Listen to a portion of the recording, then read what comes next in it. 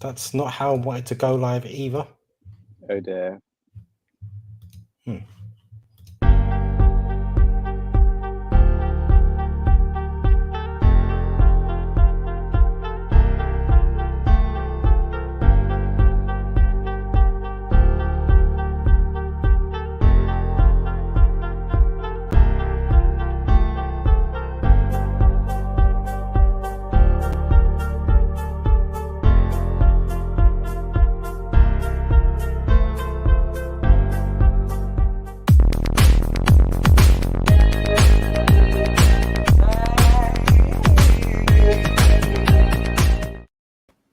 Well, I totally butchered that intro.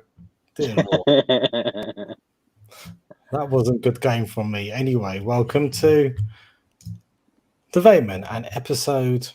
What episode are we reviewing? Episode 4 of... Jar. Episode Jar. of Miss Marvel. We've got myself, got the Bafster of Stiffness, and we got someone who did actually know the time to log in for this stream, but they acted like a bit of a baby yesterday and had to be disciplined. Davian.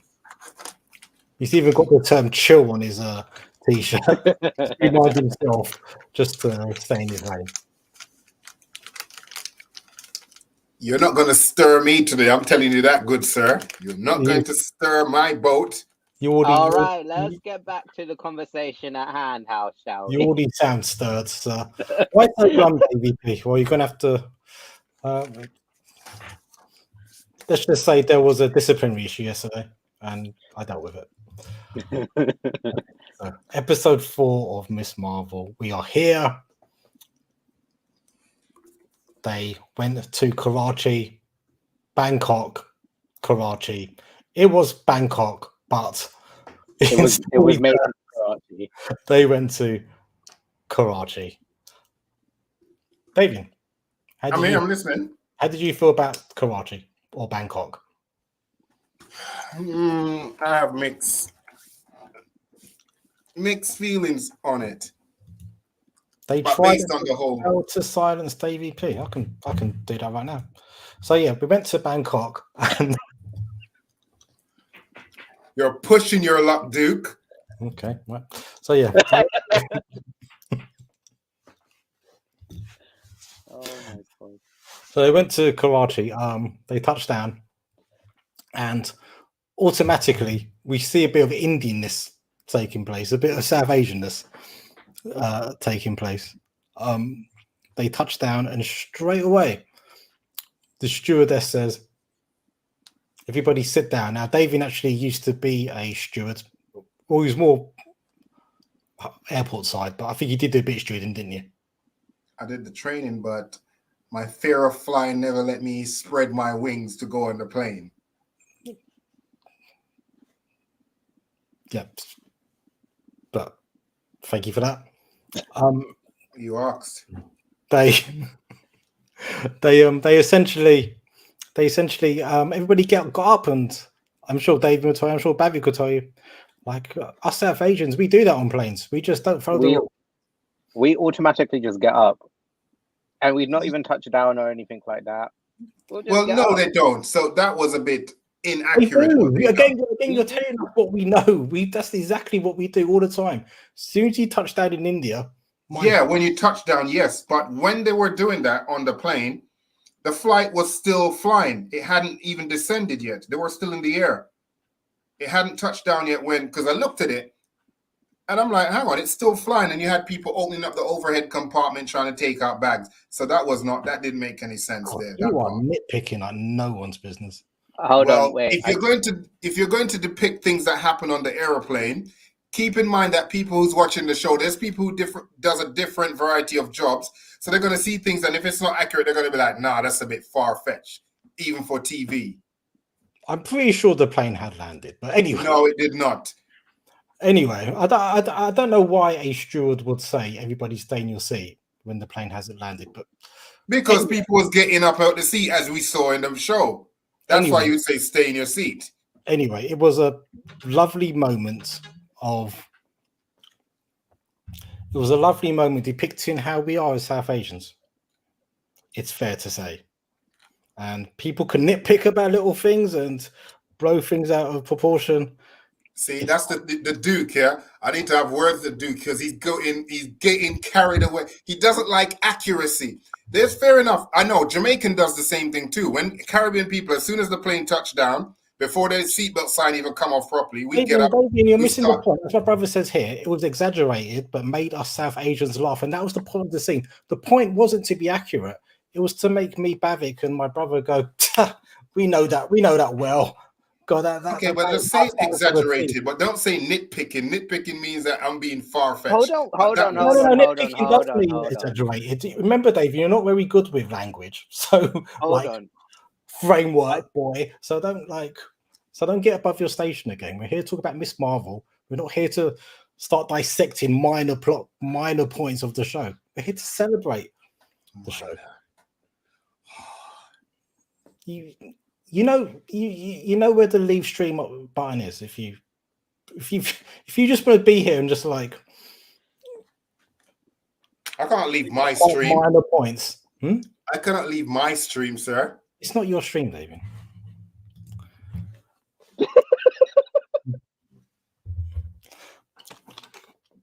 So yeah, touchdown in Karachi, and for me, there was another lovely part where they get to the they get to the airport, and I don't know what it's like in other countries, Davian, but like it. I mean, I've experienced in Mumbai. For some reason, you're not allowed to greet people coming inside the airport. You've got to go outside to greet people. Which it depends on the airport and the country. There's some countries where it's like that. Like, for instance, prior to COVID, in Jamaica, like, well, I mean, most places, everyone could like go in the airport, see off your people or whatever. But I remember I had a few friends travel during COVID, and when we actually took them to the airport, we weren't allowed in. Only those who were actually traveling was actually allowed inside the airport. Yeah. I've also been to Nigeria and seen in Nigeria airport in Abuja, literally when you're traveling, your family and friends could come in with you. If they actually tip the security guard and give them a little cash, they'll let them in. So it just depends. Oh yeah, no, that's standard. Yeah, it just depends on the actual airport and what policies they want to implement in terms of who comes in and who comes out. So yeah, it just varies. Yeah, but it felt very South Asian, and as my brother said, like in Mumbai airport, whenever we go, only passengers actually allowed in the airport itself now, and it's been like that for maybe 2 decades now. But I did like the scene where they come out of the airport and they're just, swamped by family members. Like, I think so your uncle's son, grandma, or something like that would turn up. Everyone will turn up, and everyone would give you a flower garland or something like that. That is not exaggerated. That is literally what happens. You're literally treated like a hero's welcome. It is, and it can get quite emotional stepping off that plane and being, surrounded by your family.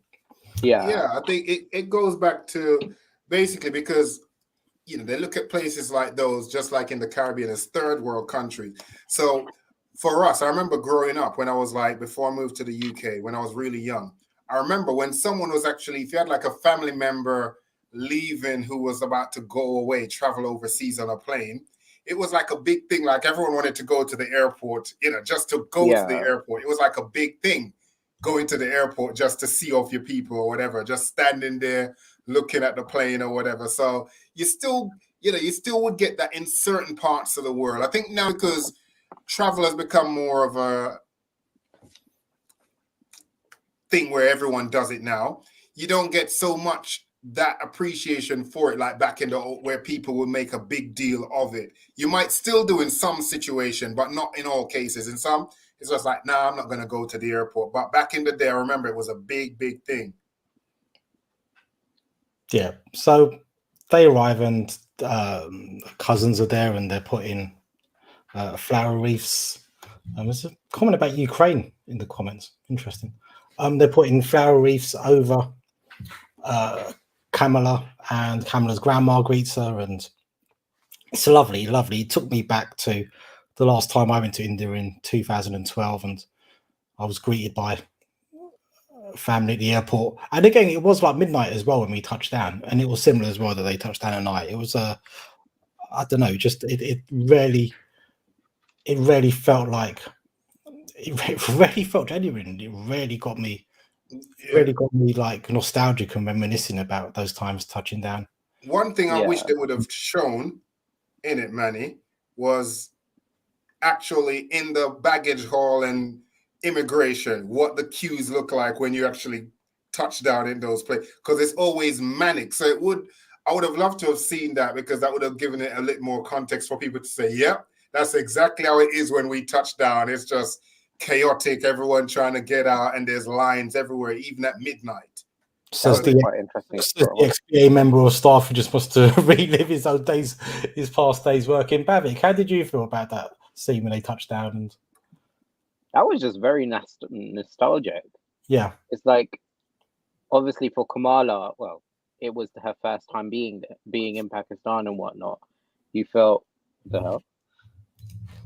I'll go on to Then I that. caught him in a- So yeah, like when it's the first time where you actually go to India or back home or wherever, and you don't know what you're expecting and whatnot, you automatically, with Kamala, she brought her snuggle buddy, was it? Yeah.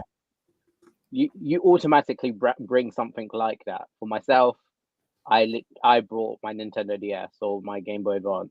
You weren't That like was my. on it, were you? Is a snuggle buddy. It wouldn't work.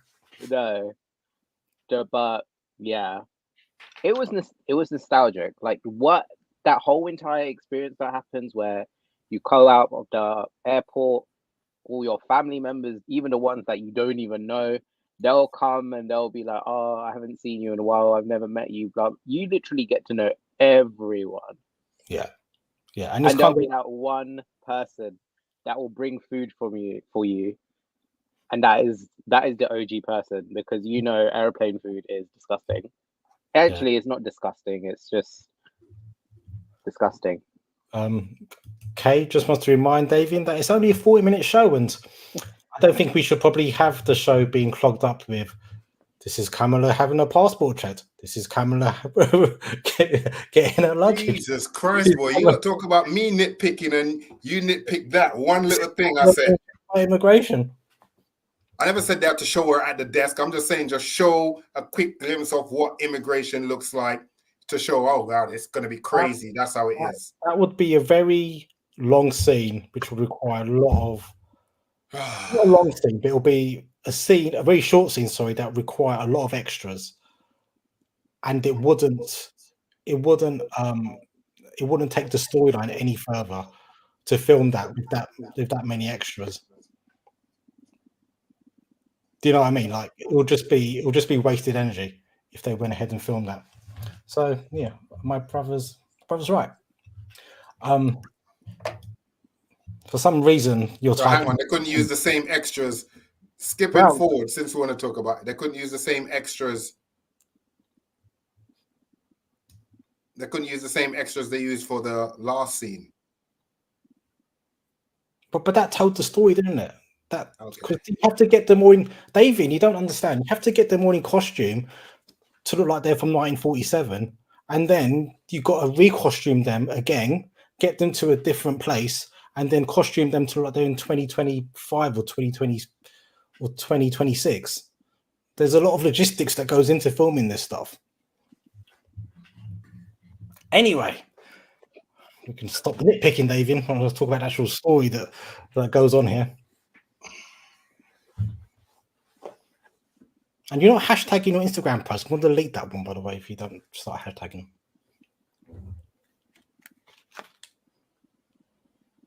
Who's hashtagging? Hashtag your posts, God's sake. It's hard having to do everything. Right, so we move on and we get to the house and there's a doggy. Oh yeah, I think from what I know, I think every Pakistani household back in Pakistan or whatever, they have some type of pet.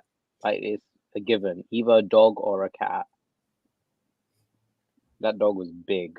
That was a big dog. But more importantly, they had a big house. Yep. This is the thing. Housing here, you can get what you would buy from here. You can buy a whole entire complex. But do you think it also alludes to some kind of, I don't know whether it'll play anything into the storyline, but do you think it alludes to wealth? Oh yeah, no, it would allude to wealth. So my brother just put something in the comments here. Do you mean Kutra? Like the Good. the Kuta. have you spelled dog wrong in Gujarati?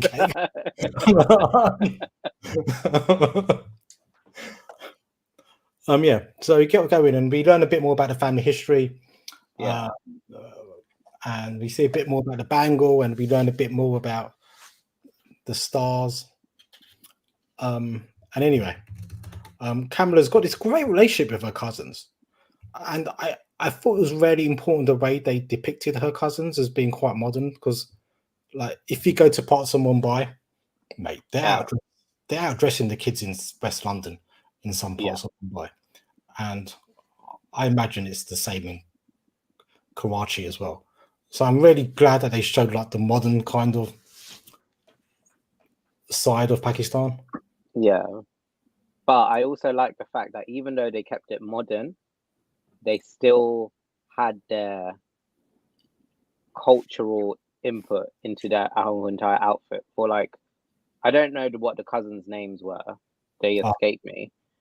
But the female cousin, she obviously had similar sari patterns on her garments and whatnot. So it's basically colorful, very decorative and stuff like that. And the male, he basically was wearing a hat. Now, I don't know what the hat is called, but most of like Batan people actually wear them. Okay, that was interesting. I never picked up on that detail. That was good. So yeah, so they go out the next day, and this is where we really start to have a bit of fun now. So they go out. I gotta say, I would, even at age 41, I wouldn't walk around Mumbai by myself. Oh yeah, no, 100%. I know for a fact I would get kidnapped. Kamala, who's I think 16 or 17 in the show, she's leaving her cousins and just doing her own thing. And also not to wear jeans. Is that a thing? Yeah, because wearing jeans out there is too hot. Do you know what? I think it's the jeans that you would buy from here, and then when you take them back, it's just like it's too hot. Just wear shorts. Yeah, as my brother says, one thing was far-fetched was Kamala able to get around Karachi by herself without being accosted. I mean, that's true. I mean, I think I would hate to walk around Mumbai by myself. I'd be terrified. But maybe she knew where she was going because she felt it in her bones or presence. 100%. David, you look confused. We're talking about Miss Marvel. I'm not confused. I'm listening. David P, you look disenchanted. You look disenchanted, apparently. No, not really. I mean, there's just so many things like I saw in that where I thought was a bit like, but I don't want it to seem like I'm nitpicking. Like, it clearly seems like Kamala's mom has not been back there since she left. Yes. Well, no, because Kamala knows the dog. Kamala knows her cousin, so she has been back. Maybe the mum hasn't been back, but Kamala's How would she go there without the mum? She would have gone with the dad. The dad? Or maybe sometimes with the other members of family. And without my dad. Bavik, I know, has been a few times and left. I mean, they haven't said anything that alluded to her going there. And the fact that what makes it seem that they have not been back there is the fact that the mom had all those sweets. Now, if you know anything about when you go back home to your home country, any sweets, any food that you know you like, whenever any family member come and visit and they're coming back to, the first world country, wherever, they will stack them up with all those things. All those sweets that Kamala's mom used to love, her mom had from she left, which was why they were so hard, which shows that obviously no one never went there, because if they did, she would have sent them with the dad and with Kamala, oh, bring these for your mom. But nothing was left. There was tons of sweets. I think what would have happened was the grandma probably wanted to give the mum those personally.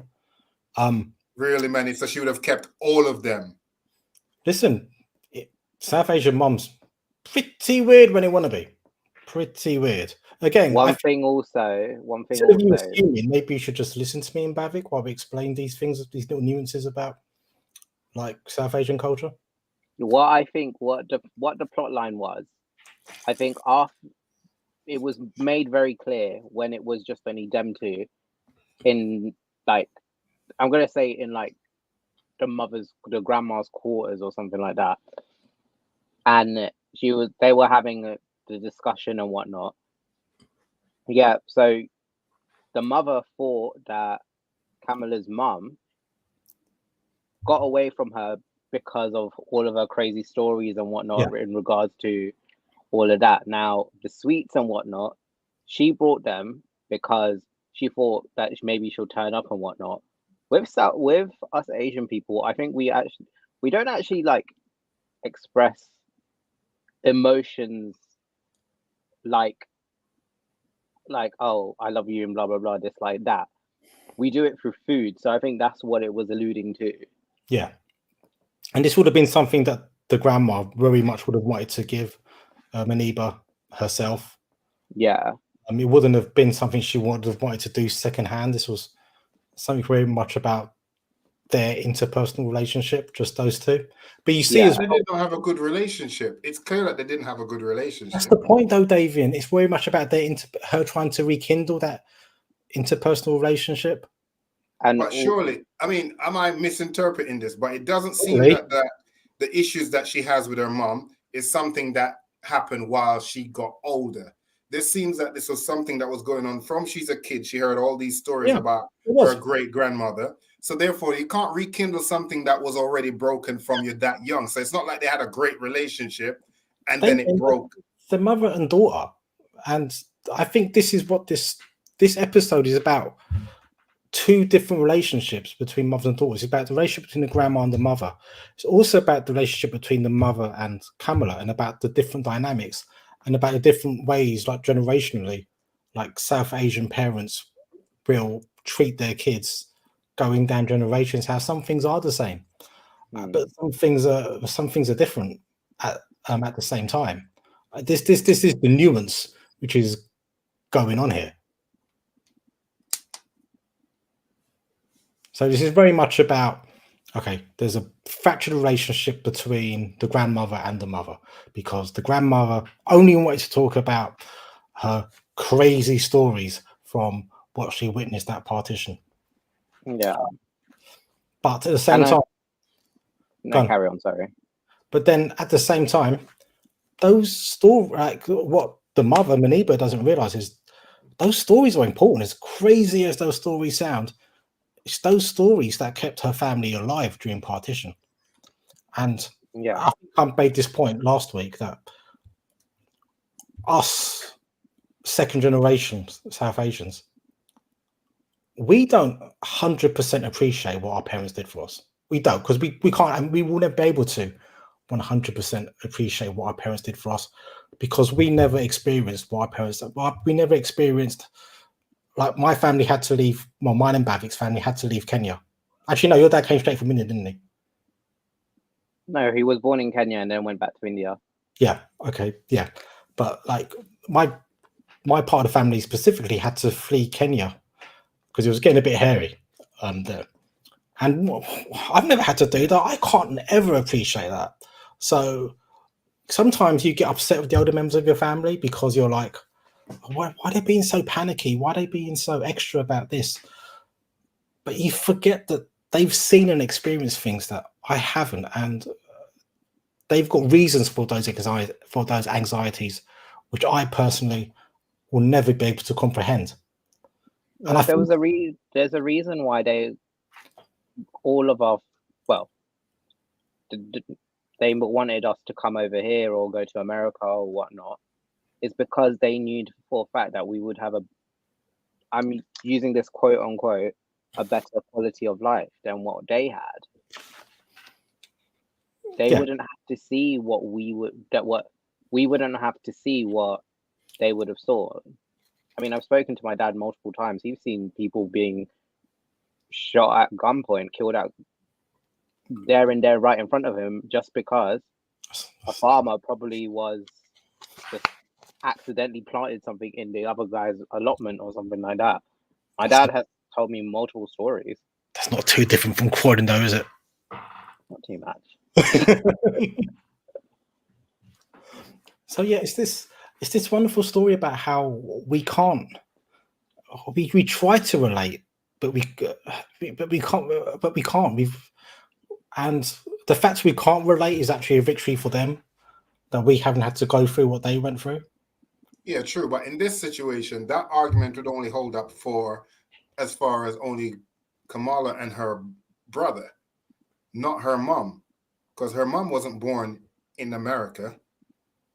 Her mom migrated to America. So therefore, if she grew up in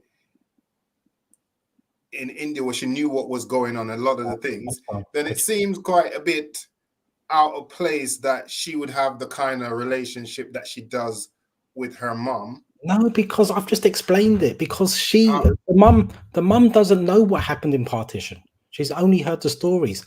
So what I'm saying is, yeah, but how she reacts, it's like she more reacts to what other people says or how other people view her mom, as opposed to her own interpretation of what her mom says to her. Yeah, but I don't know what point you're making. What don't you understand? The point is that Kamala's mum doesn't understand what her mum went through in partition, and that's why she can't relate to why she tells these stories, because it's not for the fact that she can't relate. She doesn't want to relate because of Aisha, because Aisha has blackened the whole entire reputation of the family. That's the reason why. It's not the fact that she doesn't want it. She's basically disowned. That's exactly my point. Thank you. I'm glad you're actually listening. But my point is, you weren't making that point. Come off. Well, it is because you're not listening. But my point is how she gets to that interpretation is not based off any first-hand information that she's got herself. It's from hearsay, from other people saying, oh, your mom, your grandmother was crazy and this and that. So she basically listened to outsiders talking rather than what her mom is actually saying to her. But what I would say to that is, if she knew what her mum had gone through, the hearsay wouldn't matter. The hearsay only matters because she can't relate to what her mum went through. Yeah, but that's the same argument we could say for Kamala, that Kamala can't relate to what her mom's saying, but yet still her mom wants her to. Yeah, but yet still her mom wants her to listen. You can only relate to things if you've had that experience. Ultimately, you can only truly see what's going on if you've had that experience. You don't need to see if you know what someone's been through and you can experience it and you know it firsthand, you start blocking out the hearsay. That's just a fact. You don't have to go through something to actually know. If you have empathy in you, then you'll just be like, okay, even though I've not experienced that myself, I can actually put myself in your perspective and try and understand, even if I can't, even if I've not lived it.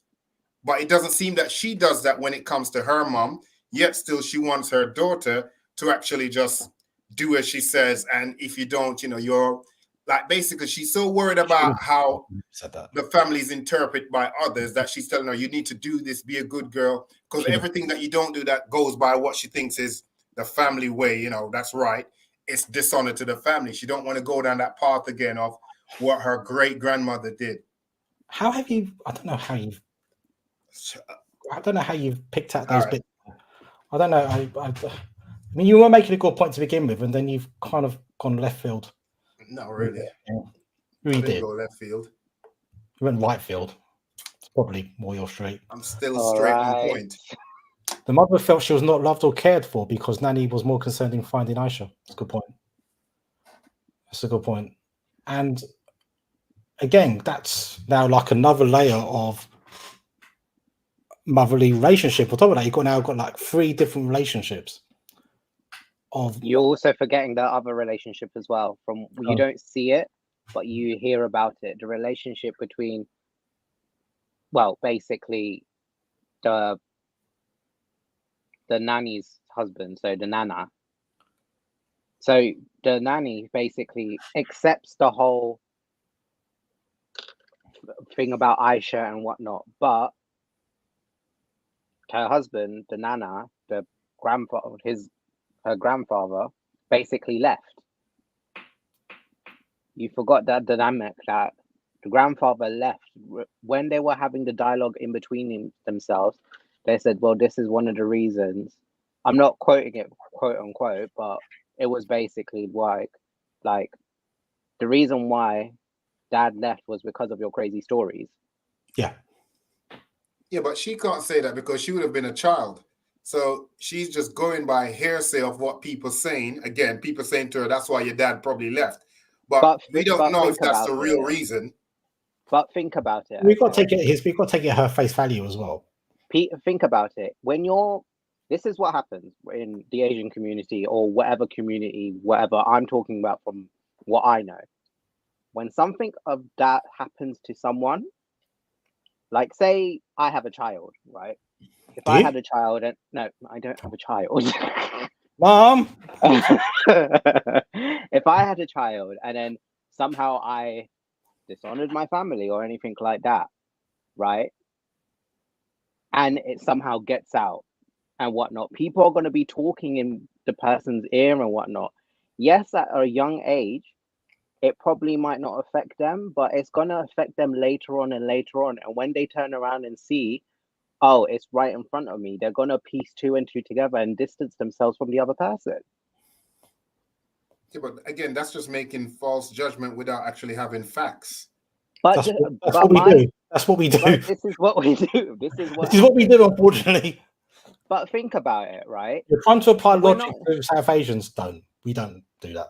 Yeah, but again, it goes right back to my point, which is the reason why the dad probably could have left, which we don't know why he left, but he could have left based on the fact that he too believed what was going on. But again, because people saying, oh, she's crazy, she's this and that, peer pressure is a big thing, especially if you're in a small community and it's not like it was a big, it's like a developed place where you could say, I could move there for other opportunities.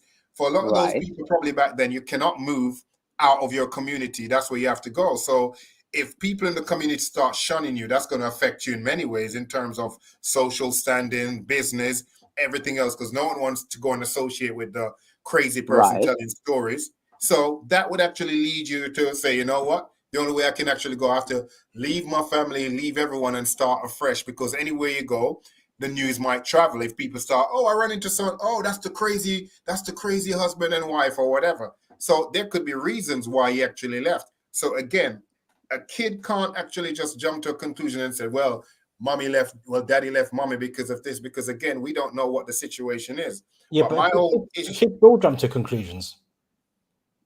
They might not be the right conclusions, but they will jump to conclusions. We all jump to conclusions. I mean, it was established in the first in the first episode with the Illuminati. Aunties. They jump to conclusions. This is the thing. This is what happens. I agree. Move on. I'm bored of this conversation. Anyway, one thing I forgot to mention was that Kamala has a chat with her grandma about what she really is, and she says, "Yeah, Jinn." But it's not really Jinn, which is good because I think it was a bit. The term Jinn is a very broad spectrum. Yeah, and it would be a bit controversial, I think, having, say, like a Muslim person say they have like Jinn DNA as well. There's a certain level of controversy attached to that. But I think they just say anybody who's exhibits powers, quite right. Like if Thor popped up in Pakistan 2,000 years ago, he would be called a Jinn. Yeah, because he's different and he's got special powers. So what I think they've done here is, in fact, they've actually still, I think, left it quite open to what kind of they really are. Well, we haven't. Well, this is the thing. We've only seen the evil guys, which are the clandestines. Yep. So we've already seen the bad, but Kamala's still in like Middle Earth. She doesn't literally know which side she needs to align herself on. Like she knows for a fact that she needs to fight these bad guys, but it's just kind of like she still doesn't know what's going on. She still needs to turn around and actually go through the story of Aisha, finding the origin of everything like that, and actually make a own decision. And from the fact where she's going to make the better decision rather than being an evil person. And it's worth remembering as well, it doesn't take away from her South Asianness either. Like, no. Everybody has 8 grandparents, I think I might say. It's 8 grandparents, isn't it? What people don't understand will reference to the negative human nature. What people don't understand will reference to a negative human nature. Yeah, that's what we do. We just assume if we don't understand something, we assume there's something wrong with them. We're quick to judge. Yeah, we are. Yeah, that's ignorance. We are quick to judge. Like, we are very quick to judge sometimes. But yeah, again, the clandestine, are they really bad people? Well, okay. We'll get on to that in a second. Let's just get to the bit where they talk about the 2 worlds. And we'll talk about whether the clandestines are bad people. I think Najma's a bad person. Now, so we find out actually there is something inside of her, but we're not sure still like what the clandestine DNA is. I said last week in the comics, it's not really following the comics. The clandestines in the comics, there was a guy called Adam Destine who makes love to a jinn 1,000 years ago, and basically all the people that come from them are the clandestines, and then they get into a beef with the X-Men or something silly like that 1,000 years later. So is this basically going to be a plot, another like way to get the X-Men into the MCU? I don't think so. I don't think this will be the avenue, personally speaking. I'll be very surprised if they're using this show as an avenue. And I don't know what you think, Dave, but I don't think they've set it up well enough for this to be the introduction of mutants. No chance. It needs to be a different way. Anyway, so we get to Kamala somehow finds a train station without being robbed or harassed or anything.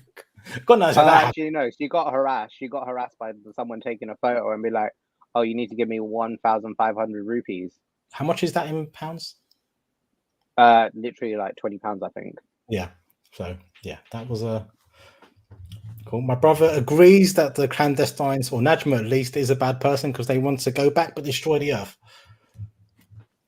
Well, didn't they say when they met? When she ended up in the Red Dagger's hideout, the person who's like Waleed, he did turn around and say that they actually want to use the bracelet to actually make the other world more. They'll take over. The North. Yeah. Which means light. Yeah. Yeah. In Urdu, I think it means light.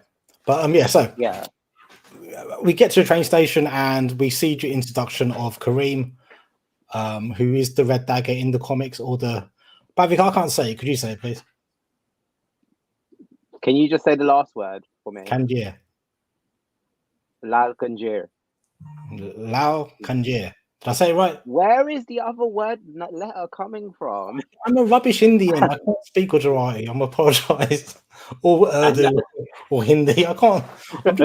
Try again. You just can't. Let me try again. Lao Kanjir. Okay, that's somewhat better. Lao Kanjir. Anyway, so Lao Kanjir literally translates into Red Dagger, and that's what he's called, the Lao Kanjir. Which is nice to have a little fight, even though the Lao Kanjir hasn't got any powers. He still manages to hold his own with his little red daggers. He finds out that Kamala isn't clandestine. They go back to their base where they meet Waleed. And yeah, this is where they talk about what could happen. So the clandestines can essentially, they want Kamala's powers, her bracelet powers, to essentially get them back to Noor, which is light. But if that happens, potentially the Noor world will take over our world and envelop it. So that's why I think they're bad. David, I've got an impression you think they're probably good. Are we keeping up, Davey? There you go. You're making an assumption yet again. Yeah, I am making an assumption. It's called an inference. Wrong. Because you asked the question, so I'm allowed to make that inference. That's what we do as analysts. Bav, do you think they're good or bad? I'm gonna say it's a blurred line.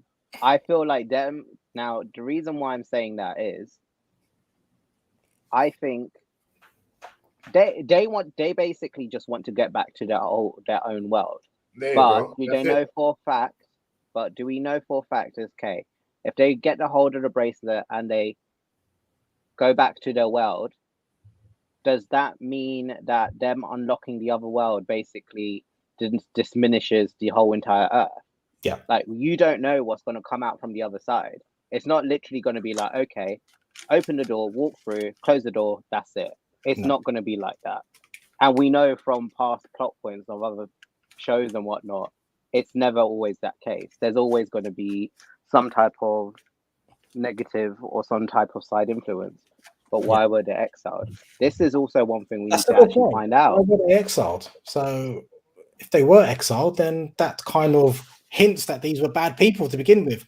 And there's probably... But then that would mean that Kamala family is bad people too, because they also had the bracelet.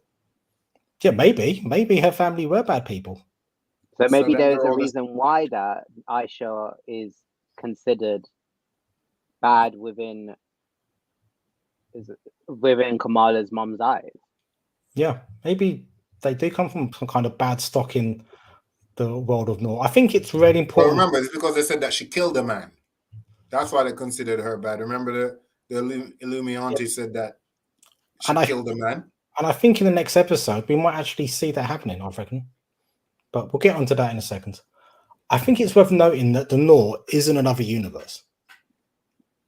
It is a world on top of ours, which we can't see. So I just want to put out that I'm not saying I think it's 100% correct. I'd like to hear your views on this. I think the Noor is a world on top of ours. It's not necessarily another universe.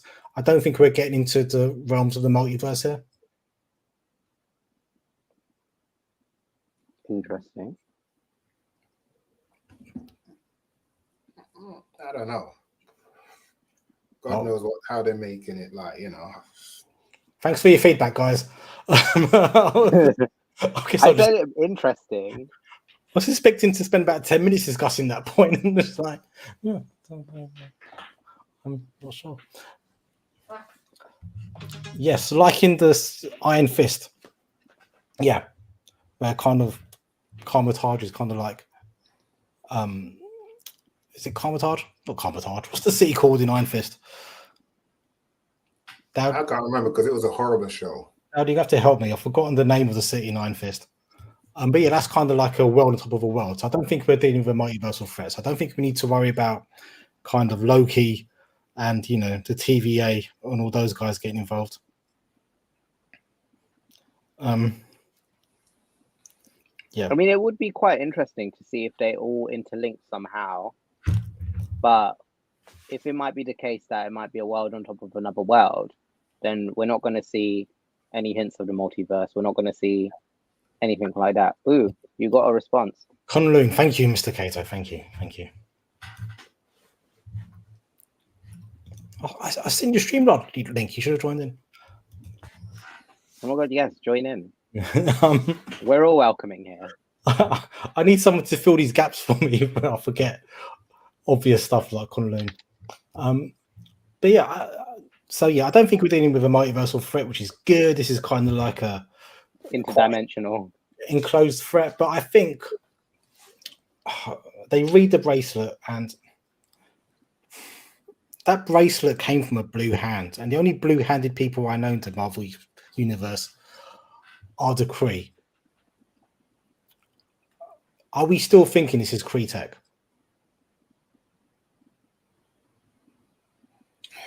So wait, hold on. When they found a bracelet, when Aisha found a bracelet, was she in India or was she in Pakistan? In India. Well, at that point, it all would have been the same country. Wouldn't have been a distinction between the two. They don't. Okay. They don't say specifically what part of India or Pakistan she was in. Fair enough. Because it is linked to the 10 rings as well. Because when they find the bracelet, yeah, use the 10 rings of Shang-Chi in the temple as well. So there does seem to be some kind of link between the bracelet and the 10 rings. My thing is, if they were to turn around and say that, okay, they found it on someone with a blue hand, Now, normally, if I'm going to talk about Hinduism. All of our gods have different colored skin. Like majority of them all have blue, somewhat. Sorry. And if you have different, Dowdy's just said, yeah, Yondu's race has blue skin as well. He's just saying that's a good point. That's a good point. Carry on. ooh, maybe it's Yondu then. Yeah, it's Yondu's people. But what I was saying is that maybe Aisha probably might have, well, that particular person with the blue hand would have been considered somewhat of a god, maybe, or some type of celestial figure.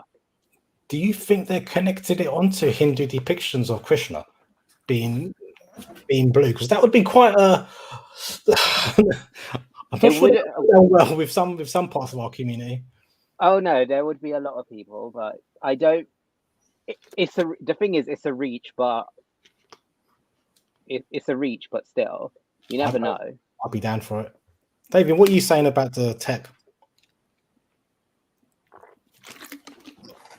The tech.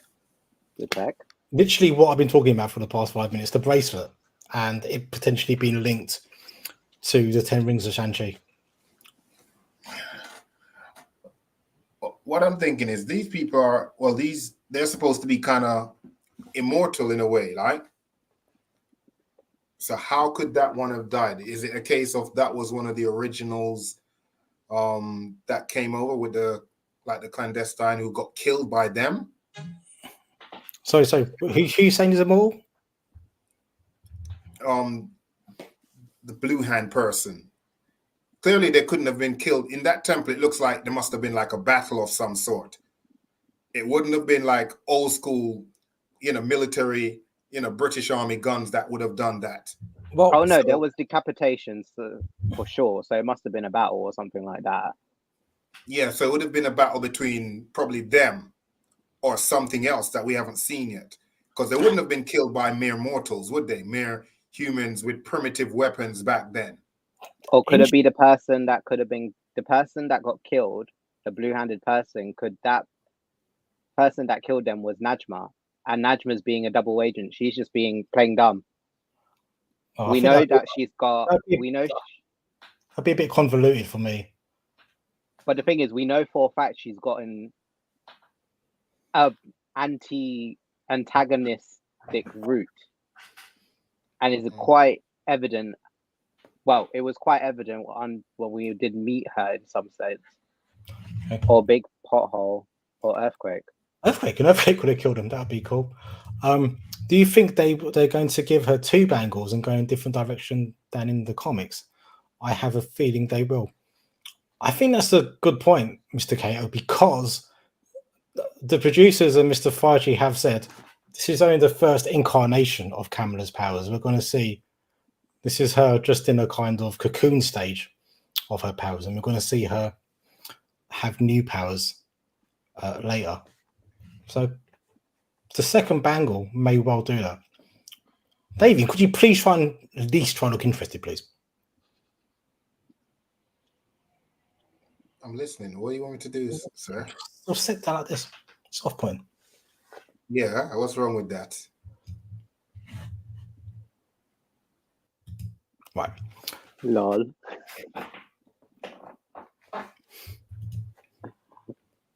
Dude, come on, take your hand off your face. Come on.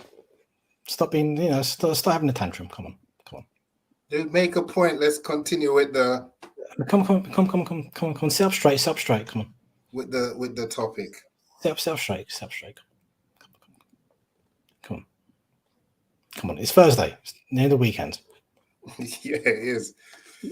So yes, going back to the stream, what the subject. Maybe Uncle Manny will buy you ice cream on the weekend. Come on, cheer up. Now throw in some Ask Italian, and then you got a deal. Oh, God no. David only ever eats at one place, unfortunately. So yeah, I think we're still. Me personally, I'm still going to veer towards Cree Tech, but I think it must all be connected to the Ten Rings as well. In the Shang-Chi movie, did we ever find out how the Ten Rings ended up in the possession of the king who the Mandarin took the Ten Rings off of? No, they Not didn't that say. I remember. So I'm wondering if the way that person got possession of 10 rings could be. But then those arms looked like they hadn't like decayed or anything, you know. Or is it a case of like the rings seek out people who has like great power, whether it be like a war general, someone who like basically likes war destruction.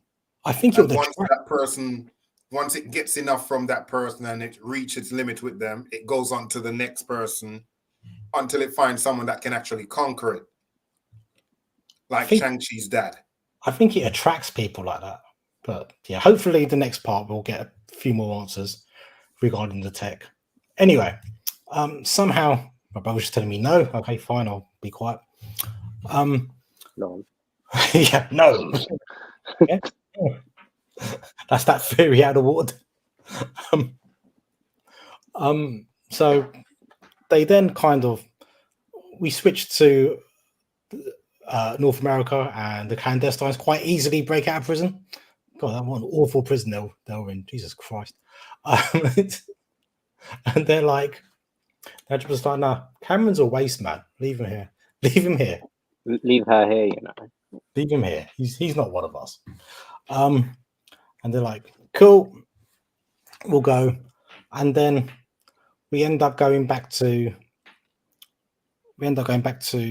America, Pakistan, sorry. And we see, I'm not sure if I got this from the right order, but we see some delightful conversations. Firstly, as we already mentioned, the conversation between Kamala's mum and Kamala's mum's mum. But then there's also a lovely conversation between Kamala and her grandmother as well, where she talks about, you know, her identity and how difficult that's been for her trying to find her identity, which I thought was a wonderful moment. But anyway, I digress a little bit. What was the actual thing that she said? You have to say it. I'll get back onto that. But yeah, the partition. It's all about the partition stuff, but yeah, the somehow the clandestines magically appear in Karachi. They must have hide out of Concord or something to get to Pakistan so quickly, because that was some quick time they got to Pakistan. Or maybe they're able to travel. Or maybe they just didn't have the timelines. Maybe just working on two separate timelines. They turn up. Well, they could have got there on a flight, like you said, because considering they've been around for hundreds of years. They've been around for at least 100 years, which means they would have been where they would have had so much wealth that they could have actually collected and gained in that time. We don't know what their wealth and network is. No, we don't. But anyway, yeah. So they get there in quick time, and I don't know whether they had their they've already got Pakistani visas in their passports, maybe. Oh, they don't need visas. They'll just turn up to the border. They'll just turn up to the airport and just pull out the weapon and be like, "Yep, just go through." Well, I'm just fancy booking this scene where they all turn up to the Pakistani embassy in America. We can't get our visas. We have to go and chase down the bangle. That would have been hilarious. But I mean, they get there and a big fight happens, and we see Willie die, which upset me. I like to believe. They were too. I bet he was too expensive for them. Yeah. Oh, and before that as well, we saw a lovely scene where Kamala. He's a natural Bollywood actor. You do know. You do know that, right? Okay. I only found out after the fact, though. Yeah. but even also Aisha as well. Well, majority of the cast members. I know I'm digressing, but oh well. Majority of them are actually well-established TV actors and actual Bollywood actors. But yeah, that's great that they're being given a chance in the MCU. But we see as well, like Kamala hanging out with Red Dagger's friends as well, and them eating food biryani out of a plastic bag. Yeah, which is quite common over there because you don't have containers over there. Yeah. It's very, very rare that you have containers that we just eat it out from a bag. Yeah, which was lovely. Just another kind of like nice little quirk or nuance about it. And Kamala early in the episode was eating pani puri. Did I say that right? Pani puri. Pani puri. You just don't. You somehow just lost the twang of Gujarati. Pani puri. And she found that really spicy. How are you older than me and lost the twang of Gujarati? I don't know. I'm a rubbish Indian. I'm just not very good at being Indian, okay? Oh, God. But yeah, and she found it all too spicy. And yeah, she Roddy dies and stuff happens, and you see Kamala and her mum have a truce finally over the toffee as well. Yeah, which was, you can see that this is the thing, what you can see throughout the whole entire episode. You can see that their relationship is quite strained as mother and daughter, but you do see the fact that they can put stuff aside and actually just come together. Like those types of small things, like her mum, like Kamala's mum giving Kamala a toffee, getting her to sit down next to her or in front of her, and also with Kamala's mum and Kamala's nanny, her grandma, like Kamala's mum massaged her mother's feet. That's also a sign of love as well. Next time I come to yours, Bab, I'm going to ask you to massage my feet. As your big... I'm wearing gloves. Oh, I'll expect you to massage my feet. With your bare hands. Right, so I know I'm the nitpicker, right? Yeah. Yes, you are. So the fact that the relationship between Kamala's mom and her own mom is strained based on the fact that she believed that grandma was crazy, that none of those things never really happened, right? And now that Kamala actually has the power, which she showed to her friend, if she was so much about family, why would she not show it to her mom and say, look, see, grandma, great-grandma wasn't crazy. We really do have powers. Why would she not do that to actually fix that relationship? I think she knows someone will freak out and demand she doesn't use the powers. So what does that have to do with fixing the relationship? That would actually fix that relationship between the mom and her mom and her grandmother, because it would show that your grandmother wasn't crazy when she was saying stuff. No, I can tell you now, that wouldn't fix it. I can tell you right now, if Kamala was to show the powers to her mum, the relationship that's between the mum and the grandma would have diminished, because the grandma was the one that sent over the bangle. I can guarantee you that's one thing that would happen. And they set up as well in episode 1 that I've just read my brother's comment. I'm not posting that one on the screen. And also that too. And you see that all Kamala wants to do is be a superhero. She wants to be Carol Danvers. That's what she wants to be. And she's a teenager, and let's all think back to when we were teenagers. Let's all go. Let's all rewind. Let's all go back to when we were teenagers. Davian doesn't want to because I don't know. He was. No, but whether or not you want it to be a superhero or not, family, in most, especially in Asian community that we know, family is very important. So why would you not do something that would actually fix the relationship that's actually strained? The fact that she does whatever she wants anyway. I don't think she in terms of not listening to her mom. Fix the relationship. I think it would worsen the relationship. Why would it worsen it? Because to show that she wasn't crazy. Because Maniba would be like, you've got to stop using your powers. You're putting yourself in danger.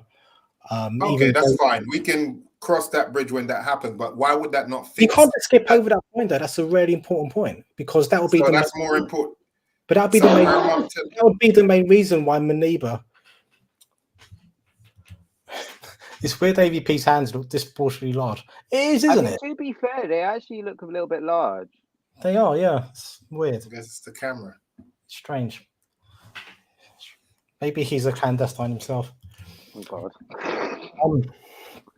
But yeah. Yeah, so you would have that. Maniba would be like, no, you can't be a superhero because number one, you're going to put yourself in danger, you can put this family in danger. And do you know something? Even though it's true, people are still going to think we're mad eventually. And I'm not bringing that to the family. So she'd rather go to wait for her relationship with her mom and her grandmother to possibly disintegrate, and the mom always have that doubt thinking her mother was crazy when she could have apologized to say, you know what, even though I might not approve, you was right. You're putting a lot of pressure on a young teenager here to fix all the ills of her family. What do you mean fix all the... All she's doing is showing that, yeah, she weren't crazy. We do have powers. Shit did happen. That's the end of it. We're not asking her to play Dr. Phil. Just show that she wasn't crazy. That's it. Language. It's not down to Kamala to fix this part of the relationship. That's why they've gone to Pakistan to work out what's really going on. And as well, I'm sure Kamala also thinks, if I tell my mum about this, will I be putting my mum in any danger? I'm sure she's already put her mum in danger. But will she be putting her mum in more danger? Well, you can't put her in more danger than she already is. These people know, the clandestine know who her family is. They turned up at the wedding and they weren't even able to actually do anything because they could have just got killed without even knowing why. So they've already been put in danger. So it can't get any worse than you telling them, okay, well, this is what happened. This is what's going on. Talking about future danger as well, like just danger in general, like Miss Marvel is a comic geek and she knows about all the things which will happen to superheroes moving forward. I think there's about 3 or 4 reasons why Kamala won't tell the mum. And you've seen the way the mum reacts. The mum is very overprotective of Kamala. She won't let her go to Avengers Con by herself. It's little things like that and of having overprotective parents which make you kind of keep things in and not but she let her go out with her cousins in the night to go on the beach and play guitar and eat food and chill out. That's different. That's different. Because the cousins were there. That's not the same as having light powers. When you're saying she wouldn't let her go to the Avenger Con, but she let her out at night. And the Avenger Con wasn't even nighttime. That was going to be a daytime thing. But think about it, right? Her mum probably thinks that she's a lot safer, and for her own peace of mind, with her cousins back in Pakistan and whatnot. What? Yeah. No way. Yeah. That makes no sense. So her mum would think that she's more safer in a country that she hasn't been. No. She comes home and she says, "Oh, did you have fun with your cousins?" The mum thinks she's with her older cousins. That's why she's fine. But I'm saying the mum could not think that she's more safer in a strange country than in a country that she's born and raised in. Yeah, but I'm sure her mum knows the country from the back of her hand. Again, what we're asking you to do is look at this through South Asian eyes. Don't look at it through normal logical eyes. You've got to look at this through South Asian eyes. And this is the problem you're having. We're crazy. We don't do things real. We have a weird way of working things out in the world. And if you carry on applying your own logic to this, you're not going to have a good time in this show. You have to step into our worlds to really understand what's going on here. And this is what this show is. This show isn't about looking at things through a Western prism. This show is about looking through a South Asian prism of how we view the world. It's very different to how other cultures, and who'd want to watch a show about South Asians, which is just about a Western family, but they got brown skin? Nobody. How's that? That's not interesting in the slightest bit. This is having this which we can relate to, and people go, that's weird, and we're like, I know, right? It's really weird, but we're like that. That's what makes this show interesting. Well, so you do think that's why, you know, a lot of fans, probably people have, you know, the reviews mixed on it based on the fact that people look at logic in terms of, even with all the other shows, you look at certain things, you say, well, that is illogical. That's not really, you know, that makes sense. Whereas this, some of the things that's so simple that could be rectified so easily doesn't. It's like you go all the way around before they actually. Yes, South Asian families. This is what we're trying to tell you. This is what we do. But they're not a typical South Asian family. That's the thing. They're American in 2000. Hold on. We are. I'm just gonna round this up because this is what is. This is not. Right. Basically, this show. Like, have you ever watched a show where you probably, okay, regardless if it was Miss Marvel or anything, but have you ever watched a show where you feel like that represents me? Yeah, I've seen things where I said, oh, you know, I could relate to that. Yeah, in many shows, it doesn't, you know, anything. Many shows you see like, oh, I can relate to that. Yeah, you can gravitate to it because there's some things that you can actually pull from it that actually, you know, you see similarities in, whether it be your behavior or people you know, or, you know, just your environment. Right. So do you watch that show would you watch it through the eyes of logic, or do you watch it through the eyes of, I'm part of that culture, I'm part of that race, I'm part of XYZ, I can relate to that?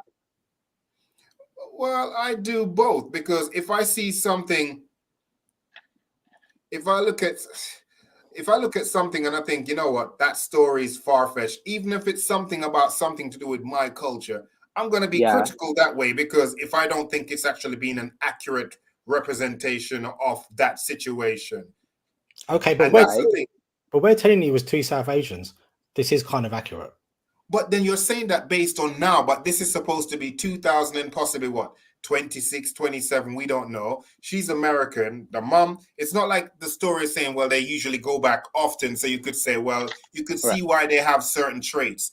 It's not shown anything to say that they've actually been back there. Apart from her speaking to her grandma on her phone on FaceTime that she had to hide. Right. She says, oh, you've gotten tall. So you know she's been back there. And she knows that she hasn't seen him since they were young. Yes, but you know she's been back there. That's the point. Number two, I just want to say, whose eyes look psycho at times? I'm confused. Some fans like Asian looking at a South Asian perspective as family. That's true. It's 100% true. People just don't want to step into our world for whatever reasons. People don't want to step into it. But yeah, and you can't say that this is a generic South Asian thing, which they're telling here. It's a general story, which, I mean, I'm going through Twitter and I'm reading the comments about Miss Marvel, and they're overwhelmingly positive. And I'm especially reading the comments by South Asians. And the amount of South Asians, whether they be from the UK, Australia, America, basically immigrant families, whether it be first, second, or third generation, all like, yeah, I can really relate to that point. Yeah, I can really relate to that point. And that's the point. It's like a common theme amongst all of us that we all kind of have these same experiences. I could talk to a second generation Indian from Canada. I reckon straight away would have similar life experiences. The eyes in the bottom window. You're right. He's not 100% there. I don't know what's happened to him recently, but he's been worse than he usually is recently. We're going to get him help. That's all I can say. Help. And if he can't get help, then I don't know what we're going to do. So yeah, I'm going to move on from this because we're talking. Because I just don't like being spoken to about my culture and telling me what I do and don't know about it. That's not your culture. She's American. Hold on. No. Okay. No. So I don't. I'm trying to actually understand this, right? this whole show is about identity, right? When you're from us and from Kamala's perspective, you've got immigrant parents that are trying to put the beliefs from back home down. They're trying to influence you to be the person that they want you to be. But at the same time, you want to be like what? American or British or Canadian at the same time as well. This whole show is about conflict of identity. Is Kamala accepted within her community, or is she accepted within the American community? This is what it's all about. And correct me if I'm wrong and not saying it, but I think this is what it is. And I think this is something that you're not understanding. You're not understanding the fact that this is a program, regardless whether it's about South Asian person, a Chinese person, a French person, or whatever.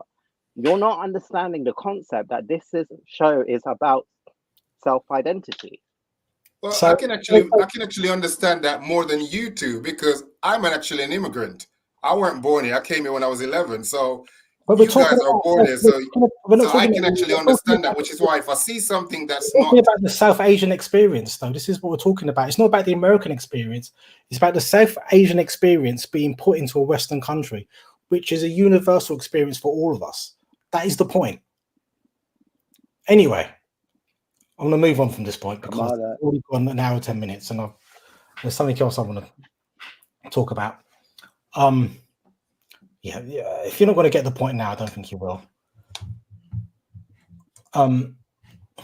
Kamala is Pakistani American, not Pakistani or white American. Exactly. Intersectionality plays a part here. Do you know what intersectionality is? I don't. You should both go and look it up then. Then come back to me next fine. week and tell me, I'm being serious, and tell me what you've learned about intersectionality. It's very important that everybody learns about intersectionality. And David, I want a 10-page essay. And Davian, you're being told to go and get an early night as well. In the comments. Right.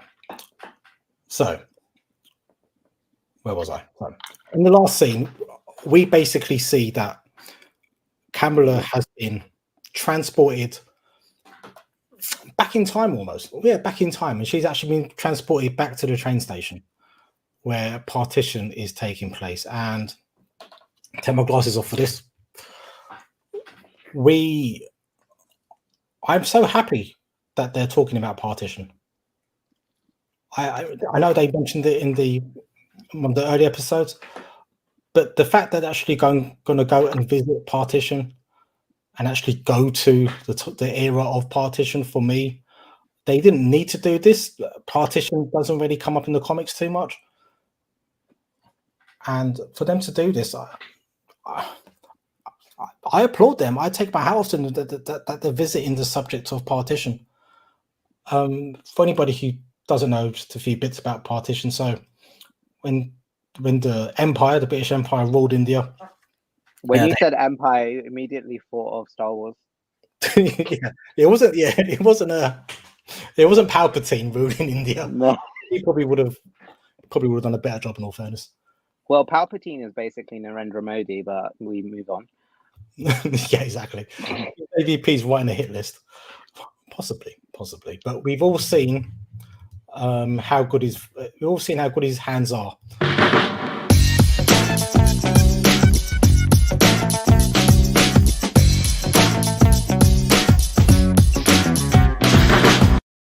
None of us feared the hands of milk.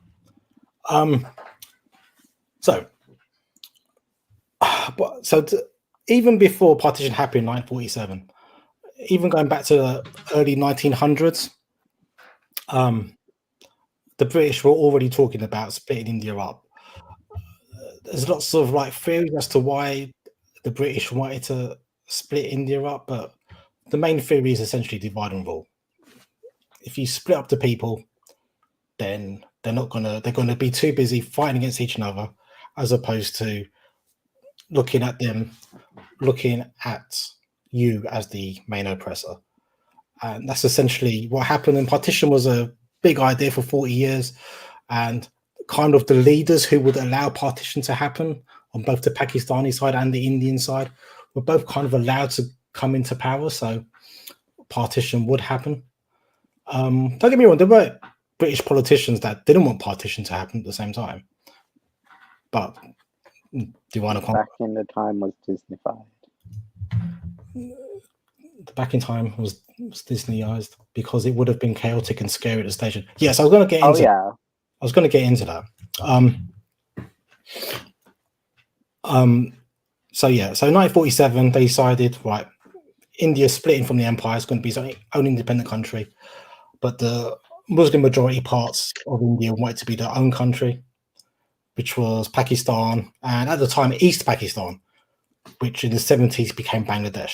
So at the time there were two bits of land which were separated with India in between. And when independence happened, essentially you had Hindus in the two parts of Pakistan basically becoming refugees, and they had to travel into India, and vice versa. Muslims in India had to travel into the two parts. Didn't have to, but they traveled into the two parts of Pakistan. I think some people ended up converting to the opposite religion, didn't they, as well? To stay where they were, they may have been forced into conversion. I don't think the part of India we're from, our village in India, Bavik, I don't think ours got too involved in all that stuff, in all fairness. No. Still got quite a big fairly sized Muslim population in our village, so I don't think ours got too involved. I do believe we have influence, but not influence from that. Yeah. But what essentially happened was, it was mass migration. Like they reckon 10, 20, 30 million people were displaced, had to go across the border. You literally had families leaving their house, just abandoning it, and a new family from across the border would come and just occupy your house. If you were of the wrong religion and were it was literally like that. Like literally, you would leave your property, you'll go to the other place, and then the person that's coming over to the other side, they'll take your property. Yeah, there's a really good BBC One documentary about this. I'll try and find the link for you. And I did not know that. And obviously, if you were like the wrong religion, by the way, in the Sikhs as well, the Sikhs who were in the Muslim parts, they felt the need to travel from Pakistan back into India. Yeah, and there was then violence between the two sides. They reckon anywhere between 200,000 to 2 million. I reckon the figure is closer to 2 million people were killed in the violence between the two sides as they were crossing. So that scene where we're transported to, where it's the last train leaving India to get to Pakistan, the fear would be that if you Kekul, bye. Yeah, I recommend that documentary. If you can find it on the internet, I heartily recommend. You're going to need a few tissues because it made me blub like a baby watching it. I'll probably watch it with my dad, and he'll give me some stories as well. And be like, okay, Dad. And I'd be more than happy to hear those stories as well. Actually, if you can get those stories for next week, it'd be great to hear some of those stories. And yeah, so imagine you don't leave on that train. That's fair. That's fair because the chances are you've got to sleep at that station. You don't know if a train is coming tomorrow because the infrastructure, British just left. They haven't left too much administration going. Your fear is that you're going to be stuck here now, and people could come to the station and attack you. I hate to get too graphic, but obviously, women were assaulted, babies were killed. The worst which you can imagine of humanity took place during partition. It was basically like Order 66. Yeah, but 10 times worse. 10 times worse. The British, because they were leaving, they didn't actually they didn't intervene. You wouldn't be born. Yeah, Dad wasn't born during partition. No, but my dad would know stories of stories. Yeah, he would do. So you would just, it would be an absolute fear that you wouldn't make it out of there alive. Women were also kind of kidnapped as well during the 50s and 60s. They had to go through this program where they where basically one side would ask for their women back, who'd been kidnapped essentially.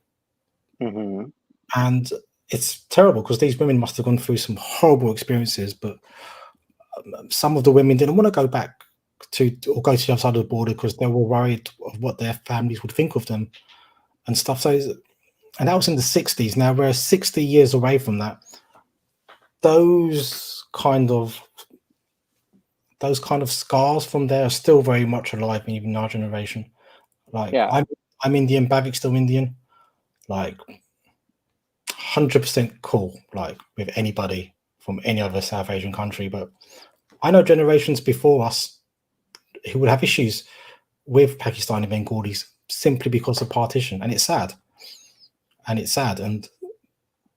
it's something we fight to try and make better, and we kind of put aside those old differences, and we understand now that this is what the British inflicted upon us, and we shouldn't look at our neighbors and what used to be our countrymen as the enemy. That we shouldn't do that at all. But yeah, I think my brother's right. That train scene should have been more chaotic, but at the same time, I didn't expect them to even touch upon partition to this level, so I'm just glad it's there. I knew partition happened, and I know it from like films and whatnot, but not from like Disney and whatnot. So it's going to make me want to actually like research on all of that as well. Yeah, there's in that BBC documentary, there's amazing stories about people helping, because you've got to remember that like these people were in villages together, like, and they were friends. Both whether Hindu, Sikh, Muslim, they were all one community getting on with each other, and like Muslim people helping Hindus escape, Hindus helping Muslims escape, so they don't get like violently attacked. All, you know, sad as partition is, there's also these real stories about real kind of humanity shining through, of people trying to help each other get through it. And there's even a bit in the scene where one of the elders is saying to somebody, "Take all my money, I'm old, I don't need it." And that is something I can definitely imagine. That's heartbreaking. Yeah, but I'm sure it was something that happened during partition. The elders of the family just saying, "Look, if they kill me, it's fine, whatever. But just take all my money and go." Yeah. So, yeah, I think for episode 5 to really work, I hope they really capture like how absolutely terrifying it would have been if you missed that train. And there was also during that scene, during that part. Go there. Well, I hope they do. I'm hoping to do. But I'm just saying, if people don't know about partition, that's. No, I mean, they have to be quite careful, because that's going to be very controversial and also very upsetting for some people. You know, because if this is something that a lot of people's watching, especially Asian family, you know, who probably heard the stories, older generation, if they're watching it as well, you know, that can actually be very, very distressing depends where you go with that subject. So they have to be very careful. Another thing, speaking on that same topic now that she's gone back in time and knowing what her tendencies is to actually just be very impulsive and do stuff, will this lead to a breach with the time variance? That's a good question. That's a very good question. Agree, David P. Yeah, it's Disney, so I don't expect too much, but I just really hope they emphasize. You can emphasize the fear without getting too gory.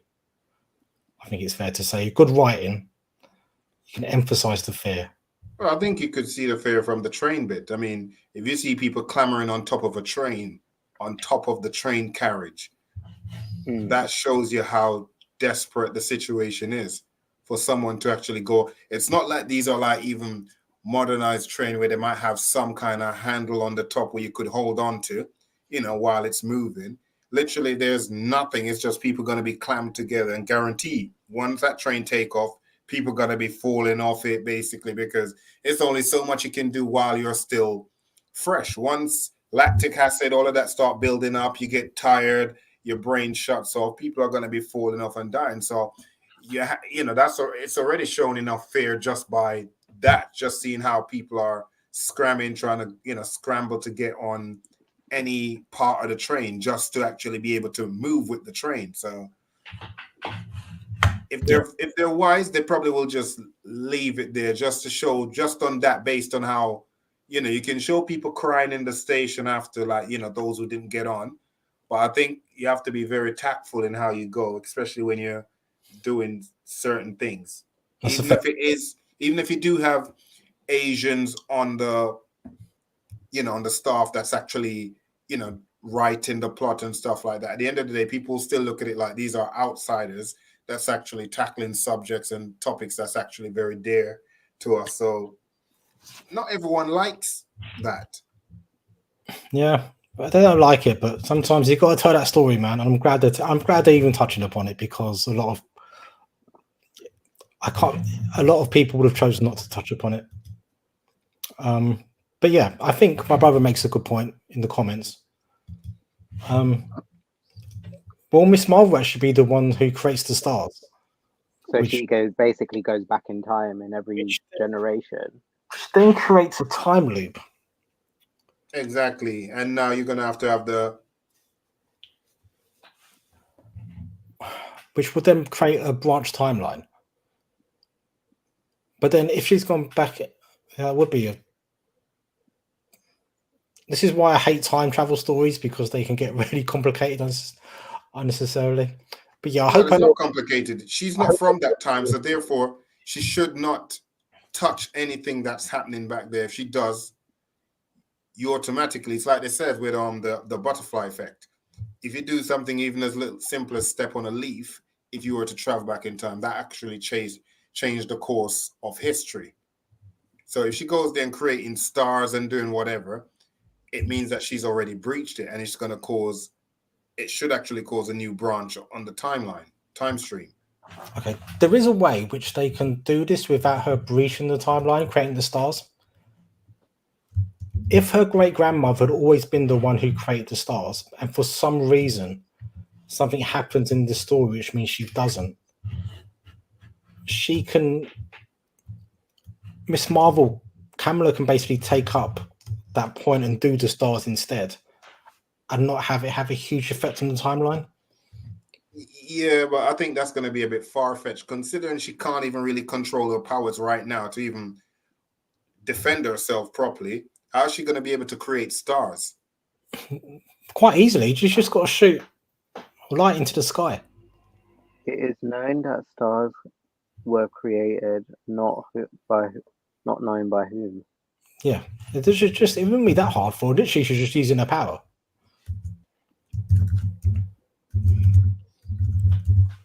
Yeah, but if she does that, ain't that still a time breach? Because she's doing something that she was not supposed to be there to do. She's not from that time. Yeah, I'm saying that it is a possibility. I don't think it'll be very clumsily done if they do it, but there's a possibility that she could do what would have happened anyway in place of her great-grandmother. Her fighting skills haven't. Yeah, but whatever she does, I hear what you're saying, but whatever she does, she wasn't supposed to be there. So if she's not there, she's a variant at that particular moment now, because that's not her time. It would be the equivalent of Captain America going back and putting the stones back. He's not meant to be there, but he's still making sure what should have happened did happen. But they did say that he breached it, but they just gave him a pass because he Captain America. No. When he went and got his end away with Agent Carter, but the rest of it was fine. Him going and putting the stones back was fine. It was only him hooking up with Peggy Carter, which breached. He hooked up with both of them. He's a bad man. Her fighting skills have improved. So yeah, I think that's what's going to happen in the next episode. I'm going to try something. 1 second. Talk amongst yourselves. La la la la la la la la la la la la. Like I said, I want to see what they do, because if she does anything there, that's a breach. That's a fact. There's no way they can go around it, or else it makes everything else pointless in terms of Loki. My brother seems to disagree with you. He reckons I've got it. what I've said is right. Like, they could clumsily do it where she just replaces the stars that should have been there.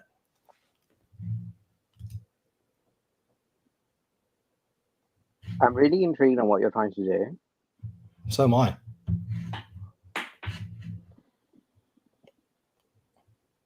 This could revolutionize this podcast if this works, by the way.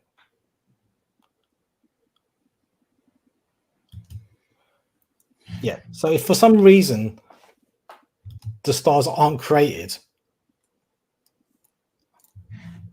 then that would affect the timeline even more. I don't see how that's going to work, considering she's not mastered her powers. So how is she going to know to be incognito, which she's not? She's never been incognito with anything.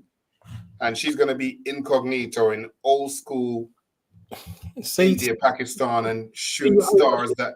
You overthink things. All she's got to do is look in the sky and go, stars. That's it. It's nothing more complicated than that. What are you talking? Her power doesn't work by her telling it, saying, yes, stars, and then it creates stars. David, if you looked up in the sky and saw light, you're going to think there's stars, aren't you? It's nothing. You're overthinking it. It's nothing more complicated than that. So you're saying she's just going to shoot light, and that's it. Yes. They'll just interpret that as, He's got it. My God. Stars. My God, he's got it. That's it. Yes. They're not actual stars. It's light in the sky. My God. Right. Which you would automatically think is stars. Yes. Come on. Just try and think a bit naturally here. What are you doing? I want to know. If it works, suspense is killing me. If it works, I'll tell you. Okay. Oh my God, you're going to put stars everywhere. No. Oh. Okay, how do you think she's getting better? She hasn't had any training. But she's been practicing. Where? There you go. Right. Ooh. I done it. Look at me. I'm awesome. This is an actual picture from Partition. So these are people. This is how they climbed onto the trains, basically. If there weren't space inside, you held onto the sides, or you just went to the top of the train and you just rode to the top of the train. It was by any means possible. You just got the hell out of Dodge. I don't look what I did. You're not impressed? I am impressed. Thank you. David's not impressed. I can multitask too. Yeah, anything can happen in 40 minutes. It's true. Right. Or an hour and 32 minutes and 50 seconds. Yeah. 51. This has been one of the more painful streams I've had to do. Instinctive reaction, like muscle memory. Yeah. And she's been in a few fights now, so experience would mean that you're going to get better with experience. She's not going to take out Falcon or Winter Soldier anytime soon. But she could take out any of us three. I doubt that one. It would make sense if you have a fight with Miss Marvel, and I know I'm putting my money on. A clumsy teenage girl that's got no fighting experience, no teacher. She hasn't had.